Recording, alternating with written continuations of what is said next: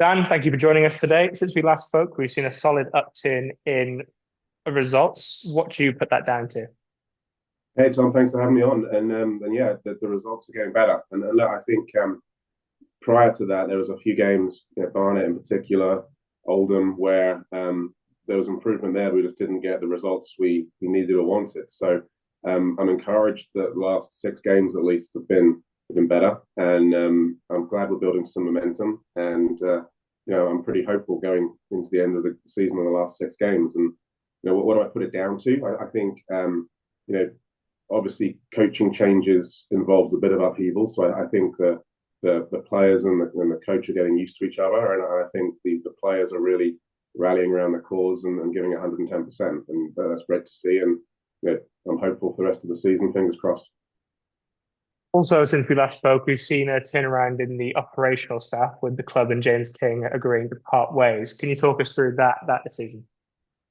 Yeah, I mean, look, we wish James well. It was good to work with him while he was here. I think when you look at what the club was doing and where it was performing, it's probably right time to make a change, which is what we did. But I remember at the very start of when we came into Dagenham, the fans had questions about what role a sporting director would have, and we're looking at that as to whether we actually need a sporting director at this level, or whether we empower the coach and the rest of the front office and back office team to make those decisions. So we're as I said before, and on a different interview, we're not perfect. We make mistakes. We're humble, and we're looking to learn where things haven't gone right, and that includes obviously the sporting director role as well.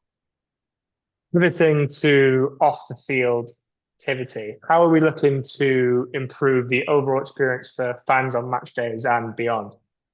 Yes, so we want new spaces and fan zones. We've got some recommendations of repurposing areas around the ground to do more interesting stuff rather than just leave it as kind of empty. Fan zones, we need to be accepted by the council, and particularly in terms of serving alcohol, but we're working on it.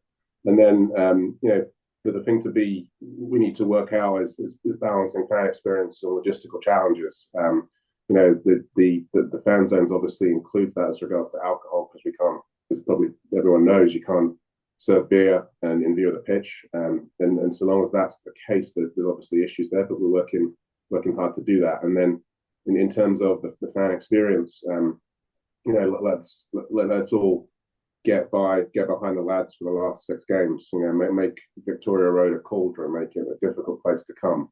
I think that the fans can really be the 12th man for the last six games of the season. As much as they have been already, let's just make it extra loud for the last home games we have, and love to see as many as are able to join us on the road as well. Further on the improvement of fan experiences, are we currently exploring any new ways to perhaps improve the retail experience for fans? Yeah, so we're looking at doing a new kit provider for next year, and the on the manufacturing side, and we're pretty far way down the negotiations for that. And then we have a new deal as well, where we can pretty much increase the variety of merch and kit that we offer. This would be, I think, pretty good in terms of reworking and updating, frankly, what we've been offering in the club store. Then obviously we recently updated all the online experience, and I hope fans like the new website. And obviously the online store for getting this new merch is open 24/7. As some people may have seen, we've recently posted a few work experience listings on LinkedIn. How important is it for the club, not necessarily on the pitch, but also off the pitch, to bring in new talent to help support the club's growth? Very important. We want the club to grow, and also we want the club to grow with local people in the community. So that's why we posted on LinkedIn. There's a whole bunch of stuff that we want to do as club underdog to grow the club both on and off the field, and certainly growing the front office team is if not quite almost exactly as important, but nearly as important as making sure we get the on-field team in shape to win games. In a similar vein on the club's growth, we understand that player development obviously is a key part of Club Underdog's strategy. What steps are we currently taking to perhaps foster youth development here? Yeah, we recently had an under 19s event, and that was a great success. In terms of it being a pathway to becoming a Dagger player, that's certainly what we're looking for. And in the longer to medium term, we've talked about it a bit. We do want to set up an academy. I think that's key in terms of growing our own players and making the team also more local and look like Dagenham, look like East London. And then you think about both for the kind of the academy light we have right now of the player pathway moving into an academy. I think East London is probably the number one area in the UK and maybe in Europe for talented players. It's a hotbed of footballing talent, and we want to be able to key into that. I think would be fools to not take advantage of that given our location. So the growing our own player aspect is very important to us, and also very important to what we do at the other clubs we have as well.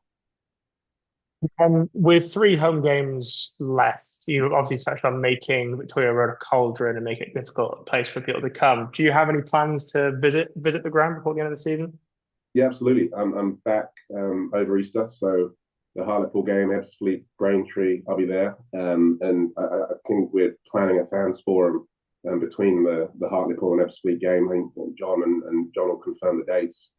So looking forward to seeing the fans again. I've missed not being at Victoria Road, and a lot of the games I've been to this year have been away games. So I'm glad to be able to get definitely to a couple of home games very soon.